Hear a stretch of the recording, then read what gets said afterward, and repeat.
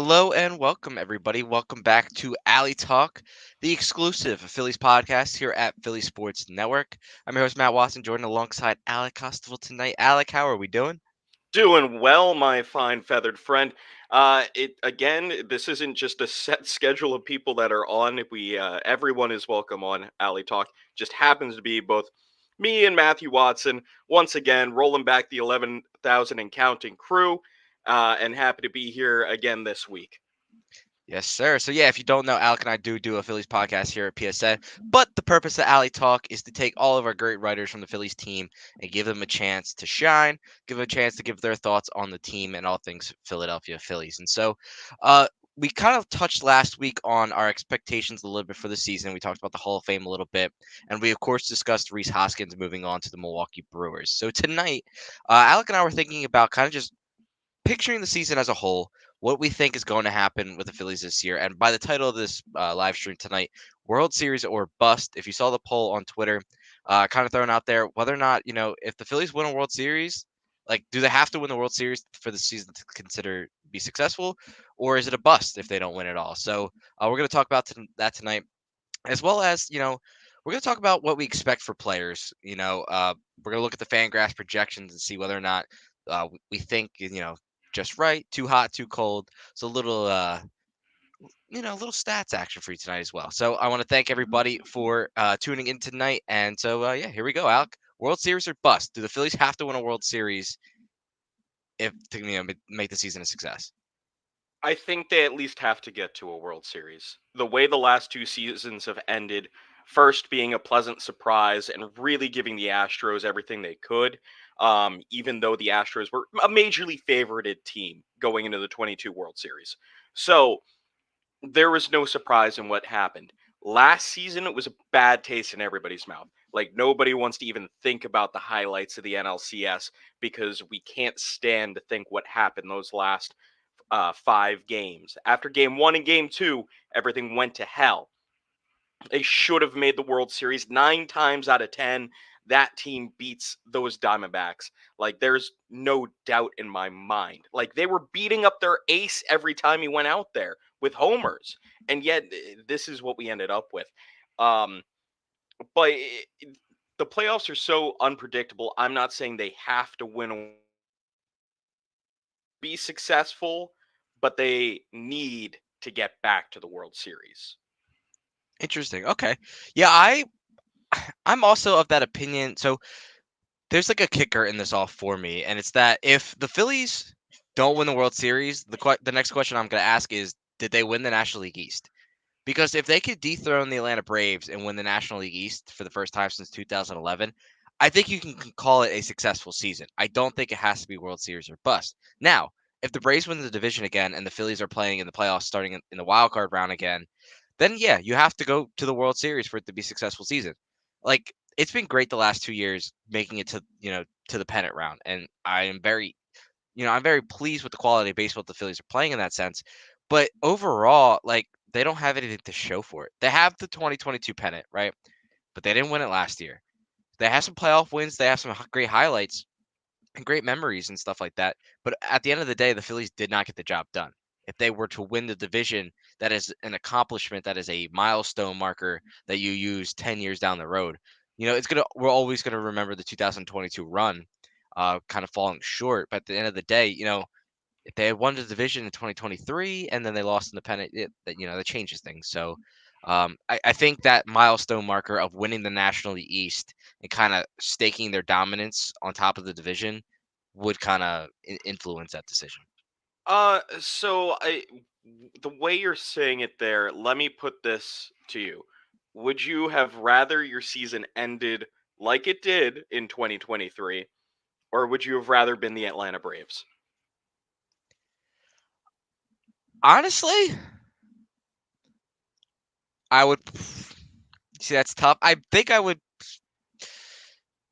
Obviously, I want to go as far as possible, right? But the Phillies only won 3 more games than the Atlanta Braves. Well, But I guess they 4 more, beat but the Braves. they did beat the Braves, yes. And I'd rather have the division title. I would have rather have been the 2023 NL See, champs. I'm the other way And around. I would have rather it. Even though we got smacked in the face at the end just because of bad luck, um, I'd rather have beaten the Braves in the playoffs than have beaten them for the division. Yeah, like I wouldn't have been able to stomach like if the Braves finished second in the East, we won, and the Braves eliminated us. That would have been a little different. Exactly. It makes things But a little that's different. I that's agree. what I that's what I'm saying. Yeah, But I agree, like, there would be a measure of success by winning the division. It shows we're trending upward to the regular season. We went, what, 89 wins, 90 wins, and now, presumably we would have to win 95 games in order for the Phillies to win the division. The Braves are a great team. I don't think they're going to be as good as last year because I agree. all of their position players decided to have career years with the bat. That's not going to happen 2 years in a row. It's just a statistical improbability. I agree. I put up on the screen the poll that we have on Philly Sports Network's Twitter page at Philadelphia SN. Is this season World Series or bust? And right now, yes is winning at 66.7%, which means that's an 18-9 vote ratio. So definitely interesting. I'd love to hear your feedback. So if you are watching tonight, feel free to leave a comment. And if there's anything on the top of your mind that you want to talk about, feel free and we can talk about it. But yeah, so that's kind of the preface of tonight's episode because with the idea of having to win a World Series or the season is not a success, now we're talking, okay, what has to happen in order for that to be possible? And obviously the Phillies have to win games, but they're only going to win games if their players are performing. And so, I wanted to start with the lineup here. And I have just a screenshot here from Fangraphs, and this is what the projected lineup is for the team this year, as well as the different stats they're projecting these players to have this upcoming season. So starting off kind of with, we have Kyle Schwarber, who is projected to be the leadoff hitter. We could talk about who we think should lead off. Trey Turner batting Four second, Harper stolen third. bases for Kyle Schwarber? That's I would bold. take that. I would love That's that. bold. Well, he had 10 2 years ago. And then he stole the base in the World Series, which Yeah, but got you us all saw him tacos. last year. Yeah, I do think he was a little banged up. I don't know if he was fully healthy, but yeah. So Schwarber, Turner, Harper, Castellanos, Bohm, Stott, Remuto, Marsh, and then they do have Johan Rojas penciled in as the starting center fielder. So just starting with Kyle Schwarber, projected to hit 40 home runs. You mentioned the four stolen bases, hit for 221 average, which I think so many people would be pleased if that were the case this year. And then that's what, like a 827 OPS, which is a solid season. So just kind of rattling off the top there, do you think if Kyle Schwarber puts up that stat line, do you expect him to go over that mark, some of those marks, under some of those marks? You think that's just right for Kyle? What are your thoughts there? Sorry, stalled out for a second. But I don't know if he hits 222. I think his other stats should be a little bit higher. 40 home runs feels about right. This is a guy that really didn't show 40 home run power before he came into the Phillies. So 40 should be an expectation, but at the same time, more than that is just gravy. But if he's hitting 222, I feel like the on base percentage is a hair low, and the slugging percentage is also a hair low. That's just my opinion on if he were to hit at that level, which again isn't a high batting average, but this is a guy that hit under 200 last year. So Correct. Yes. 20 points higher, I'm expecting a little bit more juice either way then. But I don't think it's an unrealistic stat line for him at all. Yeah, I think 40 home runs is just about right. I think Kyle is probably a top five home run hitter in the league each and every year. We talked last week. Tommy had mentioned about, or actually, it might have been you who brought up Schwarber to be the home run champ next year. Was that plus I 800 think that odds was or something like Tommy. that? I I think think it was. it might have been Tommy, yeah. And if you didn't catch it last week, we did some Phillies futures props and stuff like that. So if you are a sports gambler, feel free to check that out. Last week's episode on our YouTube channel and on all podcast platforms. But yeah, I think if Schwarber hits at least 40 home runs, I would call that a successful season for him. Because let's be real here, they're paying him to hit home runs. He's not Yeah. going to play defense anymore. He's going to walk. He'll probably get Thank 100 walks. God. Yes, I the swear he is the worst defender I've ever seen play for the Phillies. I don't know about that. I don't know I about mean, that. maybe hobbled Ryan Howard at first base, but I mean that's Reese also first Hoskins base. in at first base, Reese Hoskins in left field. No, no, Reese Hoskins in left field while he was a bad fielder and he was learning a position, at least he was learning a position. He wasn't a veteran player who looked like he was hauling a wagon. To be fair, Schwarber was a catcher, That's but fair. they moved him out there, so it wasn't like he was a natural born But outfielder. he's been in the outfield for a while. Yes, I agree. He should have. He could definitely have performed better. The Um, wheels weren't spinning. One looked a little. One looked a little hobble. He did look a little slow, but hopefully he's had time to recover and you know be a swifter, a fleet of foot. Well, we don't need him to be. We don't. Just hit dingers and we'll be happy. Well, if you take his 4 stolen bases he's projected, and you combine them with the second hitter in the lineup, who's supposedly Trey Turner, according to Fangraphs, and his 27. I feel 27 stolen bases is too low for Trey That's Turner. that's way too low. He Like was 30 he for went 30 30 last for year. 30 last year, Yep. and I think yeah, I think they're going to encourage him to run more. They're going to say, "Well, look at Acuna did. I think we can push it just a little bit further." Obviously, they probably didn't really want to get him going on the base paths till he got the bat right, which took until what, July, Yeah, and late that's when he July. started to steal bags too. He didn't really, first half of the season he was not swiping bags. So I expect honestly 40 stolen bases from Trey. I completely honest. But the rest of the stat line, that's fair. Yeah. I think there'll be a little bit more power than 23 home runs, but not much more. A little bit more. I think he could hit more in the 290 range than what is it was It was 288, 284 was the 284. average that was posted, So yeah. I could see him hitting closer to 300, maybe not 300, but let's say 294. So like 10 Yeah. points higher. So I would say that my expectations are a little bit higher for Trey. The way he finished the season, he really did look like he corrected something. He was more comfortable. And I think he's gotten more comfortable in the Phillies ballpark. And the fans know it. He knows it. So I have higher expectations for him. I agree. I think the average could be a little higher. I think the home runs could be higher, and the stolen bases better be higher. Because like you're right. Look what Acuna did. So the Braves had an all-time offense last season, especially power-wise. But then Acuna stole over 70 bags. Like you get on first, whether it's a walk or a single, and if he's a threat to steal second and third, that it changes the game. It's kind of like Little League, where the fastest kid in the league would lead off for their team. He'd get on base either by a bunt or a single or a walk. He'd steal second, he'd steal third, and then he'd get driven in or a pass ball and he scores. It's kind of very elementary in that sense. But Trey It, Turner has that it's how I speed. used Hanley Ramirez in 2K7. So There you go. So no, I expect Trey to have better numbers, especially because, in my opinion, I wrote the other day what my thoughts on the perfect lineup would be, and I think Trey Turner needs to go back to the leadoff spot. And they signed him to be the leadoff hitter, despite what Schwarber did in 2022. Trey just wasn't hitting. It wasn't that he wasn't a good leadoff hitter; he just wasn't hitting last year, and he needed to find himself. So they put Schwarber back there. Now that Trey, like, there's no excuse for Trey to regress in that sense. He needs to be the guy we saw after the standing ovation. So if that's the caliber of player we're getting, he should be the leadoff hitter because he completely changes the dynamic of the lineup. And he kind of puts in this next guy, Bryce Harper. He kind of gives Bryce, in a sense, more around him. And so, like, because if Schwarber's batting leadoff, Harper's going to have to bat fourth. We've seen Thompson split the lefties in that top four. So, in that instance, Trey's batting second, and you're probably seeing Bohm or Real Muto, I would think, bat I third, I Harper would I fourth. would put I would put Bohm second. Trey Because you're third. gonna no, Trey leading off.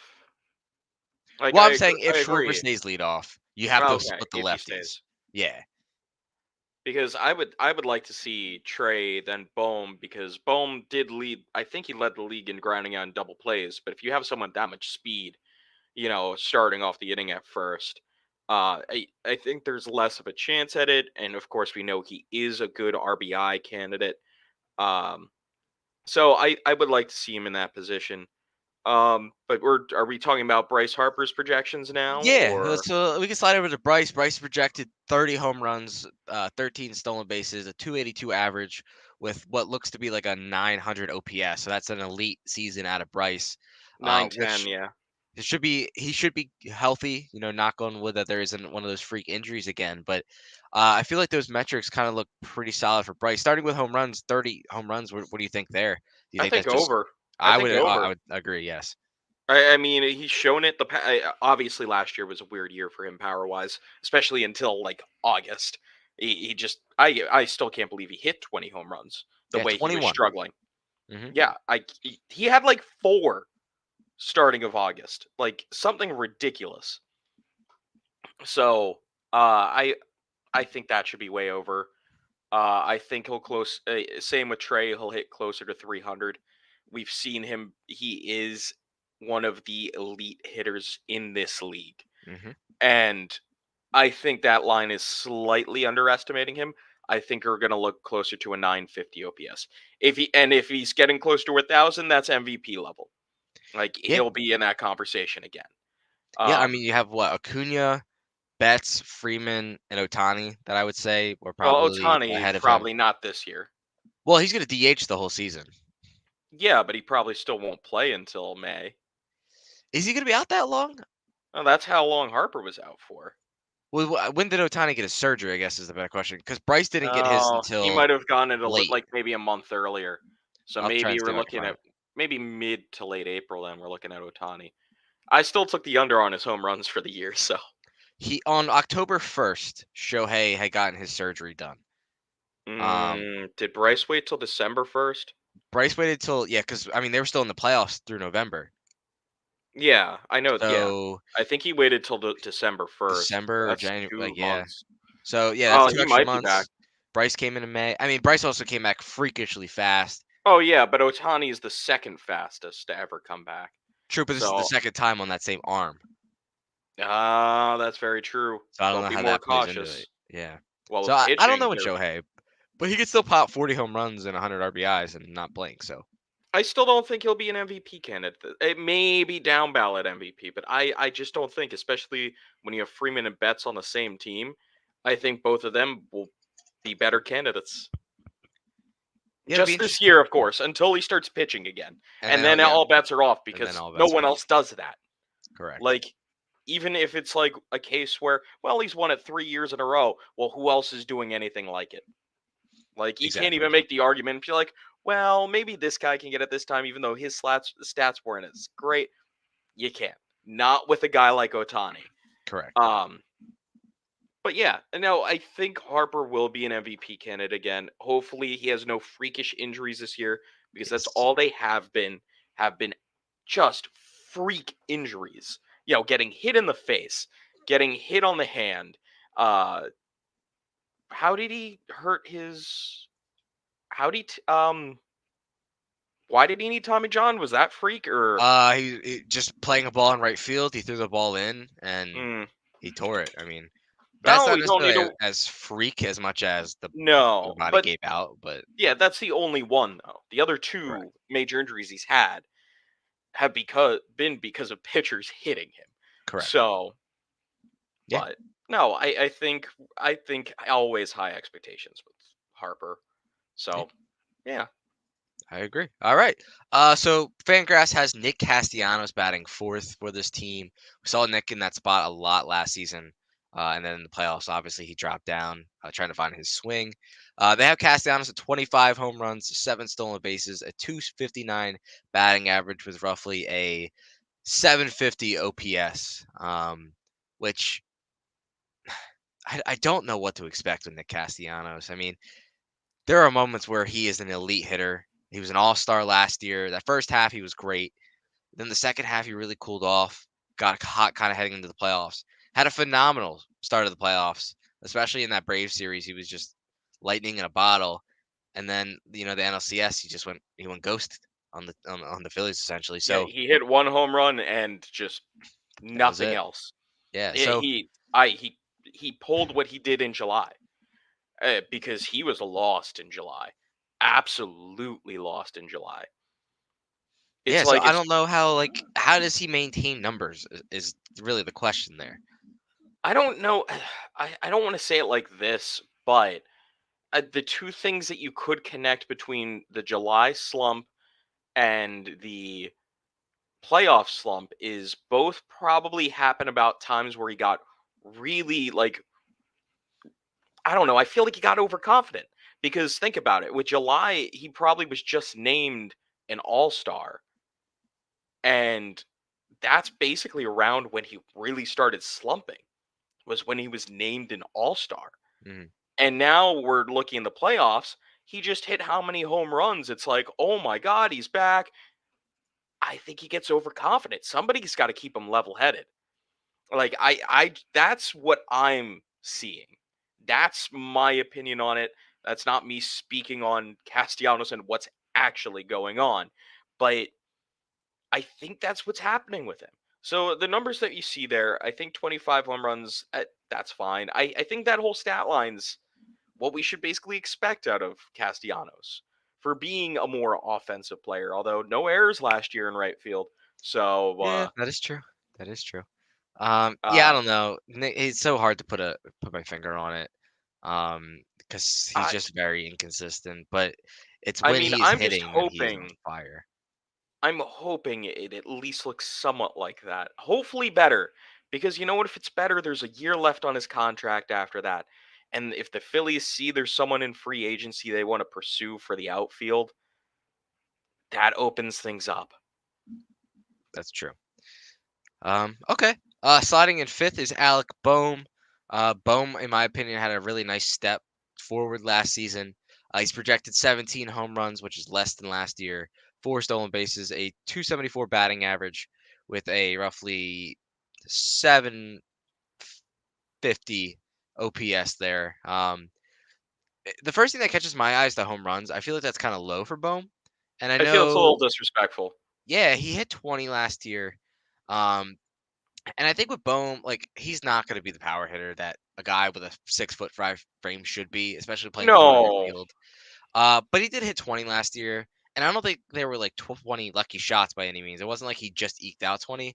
So I think if you're betting, I'm not sure what Bohm's over under total is this season, but if Fangraphs has him at 17, I'd imagine the range is probably like 16, 17. I would take the over. I think Bohm probably does 20 home runs again. I wouldn't be surprised if he could get to 25. Like, I don't ever see him really being a 30 home run guy. It's not a swing. He's more of a line drive kind of swing guy, but he can get under a ball and he hits it hard. I I don't see why he can't be a Nick Castellanos. Like kind of offensive Hmm. profile, which I know that's a little scary it's in some thoughts, but I also don't think it's beyond reason. And, I think when you look at that projection, the batting average looks good. The on base looks bit good. I think he'll slug a little bit more. But other than that, I would be very happy with him hitting like 274 on the entirety of the season with like a 325 on base. I think that would be just dandy. I agree, and honestly, I like the Nick Castellanos comp. If Bone develops into, I would say pre-Philly Nick Castellanos, like the Nick we saw with Detroit Well, and I don't think he'll Chicago, and ever be Reds Nick probably Castellanos. not Reds Nick He Castellanos. could No. be he could be Cubs Castellanos. Yes, Like yes. he could get in that really big groove of hitting a ton of doubles. Like I wouldn't be shocked by that. That'd just be 2020 Alec Bohm. Hmm. Yeah, it'd be cool. Trending in the AM. What's up, Phil? Says 2 weeks left. Yeah, we are almost there. If you're looking at the ticker at the bottom of the screen, 12 days until spring training. That's when pitchers and catchers report. February 14th, everybody. There's nothing else to remember that day. Nothing whatsoever. Just No, pure yeah, unadulterated baseball news and vibes. yeah. You What, know, you February don't there's 14th? there's you don't need there's nothing called Ash Wednesday. There's no Valentine's Day. It's just pitchers and catchers report. It's just the love of the game. And then I think like 2 weeks after that, it's the first game. So Oh, lovely. we are getting closer and closer to having Phillies baseball back. But as we get closer, we continue down this line of projection where they have Bryson Stott batting sixth, playing second Boo base. this projection. This Boo is this this is projection. bad. Stott, they're projected to have 14 home runs, 22 Like, stolen bases, 262 average with a 718 OPS. I yeah, think they are boo, really underselling boo, Bryson Stott. boo this projection. Boo this projection. No, hell no. I think if any player from last year that's going to continue their momentum, it's going to be Bryson Stott. I think he's very comfortable at second base. We've seen him as one of the best gloves at second base, being a finalist for the Gold Glove Award last year. I mean, Nico Horner, who really put up some amazing numbers D-War wise, he won the Gold Glove. But Stott is obviously probably the second best fielder at second base right now. But besides the fielding, I think they're utterly disrespecting what he did last year. Were there times he looks like that player that they're projected? Yes, but that was his average, and not even average. That was kind of like his below average Hmm. stretches. There was stretches where he was an 800 OPS guy that was hitting 300. Remember how long he was hitting like 309, 314 for? We're like, wow, wow, Bryson Stott looks like a guy that could challenge for like a batting title at some point. Obviously, he probably won't do that, but I can't see him hitting 260 something. I'd be shocked if he hits less than 280. I I'd be agree. I shocked. agree. Yeah, he was hitting 300 until like I believe September. That's when he kind of tailed off a little bit there, which could just be general fatigue. I mean, it's a guy who is still getting acclimated. I mean, he played all of 2022 and then played in the playoffs. Being a rookie, that was the longest season he's ever had, probably by 40 games or so. Then coming back the following year, he might have just been a little fatigued. So I think now that he's kind of weathered 2 seasons of playoff baseball and has had that build up, I think he'll be okay. But yeah, I mean, it was Stash would be a leadoff team or a leadoff hitter on 20 teams around the league. He's probably closer to 300 than that 360 number. If honestly, if it wasn't for Schwarber being the unorthodox leadoff hitter, I would say have Stott lead off and Trey bat second. Like that is a fantastic 1-2 punch. So I don't hate that. yeah, right. And like, I mean, knock on wood, you wouldn't want to see Schwarber get injured or anything like that. But if that were something that happened this season, you could very easily move Stott. You could put Stott anywhere in the lineup and feel comfortable. Yeah, and I think that's I'd a agree. an endorsement of him as a hitter, which does not reflect those Fangraph projections. And I'd almost say Rob Thompson probably thinks the same thing. You Hmm. can plug him in anywhere and be ready to go. Yeah, I think Rob Thompson would agree with your assessment there. So, all right, moving down to seventh, we have JT Realmuto. JT's projected 18 home runs, 13 stolen bases, a 253 batting average with roughly a 750 OPS. Um, honestly, this projection might be the most accurate in my opinion. I don't have high expectations for Realmuto this year. Just the amount of time he has been behind the plate, what we saw last year out of him. He was really timid last year too. I was reading a piece, I forget who by, but he was taking the extra base way less. He was stealing less. He was like it didn't make any sense in a year where the bases were bigger and everything emphasized base runners. He was more timid, and I don't know, there's just a bad feeling I have when it comes to Real Muto. I don't know how he's going to keep aging. Hopefully that line is all right because I would be happy with that. Yeah. He's a catcher who's putting in so much work at the position. Um, but I don't know. I just have this bad feeling when it comes to Real Muto. Yeah, I mean, catchers don't necessarily age gracefully, and I know he's a very good athlete. So I would argue he needs to spend a little more time playing first base this year, a little more time DHing, and And having a putting couple more Harper starts. behind the dish his natural position. Yeah, I don't know about Yes. that one. Finally, somebody had the courage to say it. Yeah, totally. Duck left a comment. I'm still confused why Bryce can't play left field. Is it just the Tommy John surgery, or is it getting ahead? And it's not that Bryce can't play left field. You could stick him out there tomorrow, and he would do a great job. I think the way that the Phillies are approaching this is that they would rather keep Bryce healthy. His bat is more valuable than anything else to this team. And by him playing first base, chances of him getting, you know, severely injured are low. Especially with the way that Bryce plays the outfield, where he plays balls to the wall aggressive. He goes after every ball. He'll put his body on the line. A lot less likelihood of something happening like that at first base. And I just think, a first baseman age gracefully. You got to think of all of the Prince Fielders and the Ryan Howards of the world. Like the first base is in a way a position you can hide somebody. And I think Bryce is an elite first baseman defensively, but I would say at the same time, you just stash him over there. You let him hit. make his numbers, be an MVP caliber bat in the middle of your lineup, and you just kind of at the end of the day you take that. And honestly, I think their defense is better with him at first base and Rojas and Marsh in the outfield than if Bryce had to play left.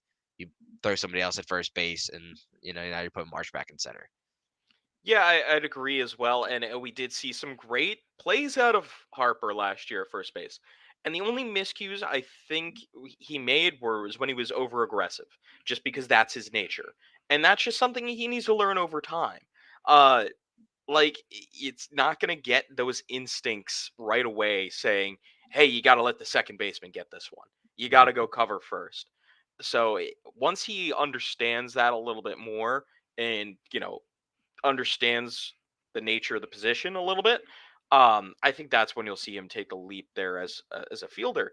And again, the Phillies do have some nice outfield candidates. Like, what would you do if you were to put him in the outfield? You would have to platoon Marsh and Rojas, and Mhm. then I still think Weston Wilson is a guy. I mean, he is a guy, but Yeah, certainly. I think he's a dude. He's him. Like he had a 30-30 season in AAA last year. Hmm. That's rare. 30 stolen bases, 30 home runs. I think there's something there. I think bold prediction, Weston Wilson plays more games than Jake Cave this year. I'm putting that on the screen. So you're saying Weston Wilson plays more games than Jake Cave. Yes. That's exactly what I'm saying. Interesting. Putting it up on the board. First prediction of Alley Talk. I like it. Yeah, I would agree with that. And honestly, you might still see Harper play in the outfield in a spot. Like he might just go out there for a day or whatever. It won't happen often, I think. But at the same time, I think he can go out there in a pinch. It's not like last year. I remember he came out of a game and they Rob Thompson pinch hit and pinch ran and used this weird configuration to where I thought Bryce was going to go back in the outfield. I think this was when he was DH only. And they ended up putting Garrett Stubbs in left field and taking Harper out of the game because they didn't want to put him in the field, which I thought was hysterical. And I don't know why I remember that. Duck said Bryce looks like he caught his body more. Looks like he caught into his body more than a full arm extension thing. I could see that, and I think it just comes with a natural growth of the position. I think once he starts to trust himself a little more, that he'll probably make more picks, have that full extension as a first baseman. But for a guy who had never played there before and was learning how to play with a lack of a better term, a broken arm for a while, I think he did a fairly good job. And I think that a full offseason and spring training where he's just playing first base and trying to get better at it, I think Bryce Harper will grow into that. Yeah, he will. There's no question, and I think that's follows up basically what I said Right. uh, with that. So who do we have left in this lineup? So batting eighth, according to Fangraphs, will be Brandon Marsh playing left field, not center. They have Marsh pinned for 13 home runs, 12 stolen bases, a 247 average, with a 734 on base percentage. This one's criminally low. They Yeah, are underselling Brandon Marsh incredibly here. I think Brandon Marsh eventually becomes an all-star in left field Wow. I'm putting that up on the board too. because I think he's shown defensively he belongs with anybody that's playing left field right now, as as far as that goes. But even though his BABIP's been high every single year, he's really shown that it seems he knows what he's doing up at the dish. Exclude what he did with the Angels and just look what he's done with the Phillies, and Hmm. it seems like you have a pretty complete player. And I want to see him get more playing time, and I want to see what he can really do full time left field. That's why I'm not really hard pressed on the Phillies getting anyone for the outfield because I want to see what he can do in left. I want to see what Rojas can do in center. Yeah. No, I mean, I think I would rather have Marsh start against a lefty than have Christian Pache play left field for now. If Marsh needs a day off his feet, sure, yeah, Pache can go out there and Yeah, and Pache's a great defender. yes, So and he can play center as well. So you could have him in Rojas. We'll see how that and works out. Weston But Wilson, and Weston Wilson, yes. But overall, I just think like Brandon Marsh deserves to play every day. He's he earned does. that, and I don't think. the He's a starting dog. pitcher's handedness. Yeah, he is a dog. Quite literally, he barks in the dugout. So Yeah. I think that Marsh deserves it. And look, if he starts out the season really slow, or he's just not doing well, all right, you can go back to the platoon thing. But I would rather take the chance on that and then have to go into a platoon, and then instead of starting with the platoon and kind of handicapping him in that sense, let him grow. He's still young. I mean, I think he's only Let him cook. 26. Let him cook. In the wise words of Alec, let him cook. So, yeah, Brandon Marsh is projected. I just think those numbers are low. I like him for more stolen bases and home runs there than what I had or what Fangraphs projected. The counting, the average and stuff like that, that can fluctuate, but I would think that he does more than just that. So, and the last guy we'll talk about tonight, Johan Rojas, starting in center field, batting ninth, is projected 6 home runs, which I think is a little high. 22 stolen bases, which I think is a little low. 247 average. Now that's the thing. Rojas and Marsh. Rojas is not as good a hitter as Brandon Marsh. There's no reason why they would have the same batting average. Like nada. And then like No. a very low 600 OPS. So, what do I'd you I'd think be on ha- Johan I'd be I Rojas? would be happy with that 247. If he's playing, Andrew Jones level defense in center field, if he's hitting 247, that means he's on base over a quarter of the time, and honestly, put him in motion almost every time he's on. He's got burner speed, just like Trey Turner. They just need to emphasize the speed game a little bit more this year, I agree. and get the most he can out of Rojas. If he does better than that, great. That'd be wonderful. If he hits 10 home runs, I'll be like, hot dog. But I mean, I most likely would like to see the on base percentage be up a little bit more. Yes. Um, that's what I'd be more concerned with, because if it gets on base, the speed plays. Correct. Yes. You could have Rojas, Stott, and Turner realistically all swipe 30 plus bags. Yes. And I would not be shocked. If anything, I'd be disappointed if that was not a plan of the Phillies. I think, especially the way we saw baseball Bold boom again with prediction the stolen number base. 3: between Rojas, Turner, and Stott, 100 stolen bases. Wow. All right. Let me Turner, Stott, and Rojas over 100 stolen bases. Yep. Look at that speed typer over here. But yeah, all right, Alex, third bold prediction of the evening. Turner, Stott, and Rojas over 100 stolen bases combined. I like that. I'd be disappointed if that did not hit. We'll have to make this a poll after today's show to see what people think is the best take of those three. Okay, I like that. Yeah, I could. We'll get that going on the Philly Sports Network Although Twitter. I'm forgetting what number 2 was. Well, you said what? Weston Wilson over Jake Cave. Yes. Wait a second. I know. That's what I'm saying. What was the second one? Anybody watching, please remind us. Yes, we pay attention to our own content. I promise. Um, Well, it'll be on the Twitter. How about that? Phillies at Philly Sports Network. It will be there. In a poll, We'll figure it out. we will figure it out. So yeah, that is kind of where I think we will leave off. Those are the Fangraphs projections. Obviously, the players still have to play, Was but it that those are Brandon what. Marsh will be a future All-Star? Yeah, Brandon Marshall is an All-Star. Yep, that there it is. Yeah, I you didn't said say it. this year, but will You be did an not All-Star. specify this year. Yes, No, you said he would be an All-Star. Yep. I think So that's what it was. I agree. All right, yeah. So that is kind of what we're looking at for the Phillies this year. Kind of just running down what our expectations of the starting lineup look like.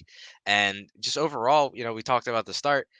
Is this season World Series or bust? I think a division title kind of quantifies a successful season. Alec is saying you got to get to the World Series at the very least, which means a National League pennant again. I honestly think if they went to the World Series and lost, fans would be Oh, it would so. continue the devastation of Philly sports. It would just send us into a depression hellhole. But is that anything that's not par for the course for Philadelphia? That is true. That is very So, true. So yeah, that's kind of that. Those are our thoughts on the starting lineup this year, and what we think the players are going to do. Feel free to leave us your thoughts, whether it's a particular player, offensively, defensively. If you think that Alec is right, that Weston Wilson's going to play more than Jake Cave, Brandon Marsh maybe ends up an All Star this year. You know, hitting that projection, and if the Stott, Turner, and Rojas over 100 stolen bases comes to fruition. But yeah, that's all we have here for tonight. Like we said, 12 days until spring training. The Phillies have not signed anybody other than Aaron Nola. In a week And from Kobe now, Allard. and Kobe Allard, yes. A week from now, it'll be 5 days until pitchers and catchers report. Maybe we'll have something new. Maybe we'll just have more, looking forward to the season ahead. Regardless, I'm Matt Watson. That's Alec Coswell. Thank you all for listening tonight, tuning into episode 3 of Alley Talk, and we'll see you guys next week. All right. It's the month. It's the month.